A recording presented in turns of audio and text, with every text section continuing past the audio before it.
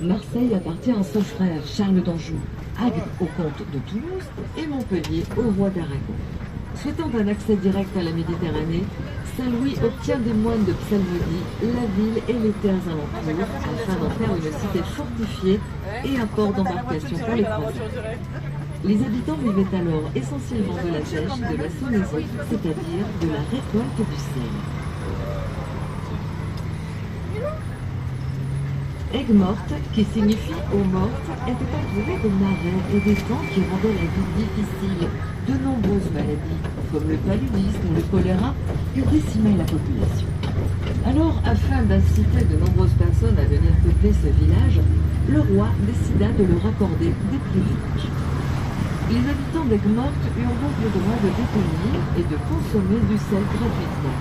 Ce sel était conservé à l'intérieur de cette tour, qui depuis lors s'appelle la tour du sel. À cette époque, le peuple de France payait un impôt sur la consommation de sel. C'était la fameuse gabelle. Les habitants d'Aigues-Mortes furent donc exonérés de cette charge. Regardez attentivement la muraille. Vous apercevez de petites fentes, ce sont des meurtrières. De l'autre côté, ce sont des archères qui correspondent. Nous en verrons de différentes formes tout au long du circuit.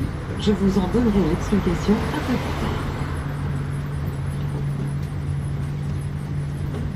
La porte Saint-Antoine, située à l'entrée du boulevard principal d'Aigues-Mortes, doit son nom au cimetière Saint-Antoine qui se trouvait à proximité.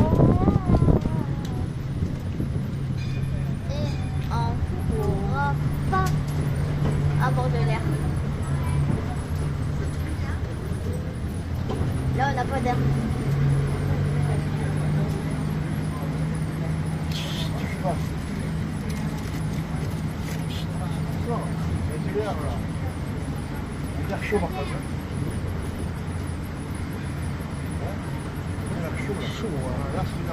Il a l'air chaud là.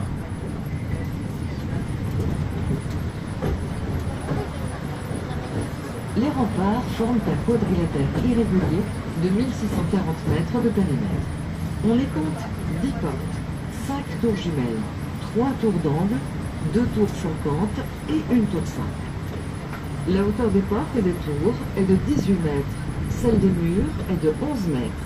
L'épaisseur varie de 2 à 3 mètres et les pierres proviennent d'une carrière située aux environs de Beaucaire dans le Gard, à quelques 50 km d'ici. Ces pierres ont été transportées par les voies navigables sur de grandes barges en bois tirées par des chevaux. Le volume de ces pierres représente 80 000 mètres cubes, soit un mur de 80 km de longueur sur une hauteur et une largeur de 1 mètre.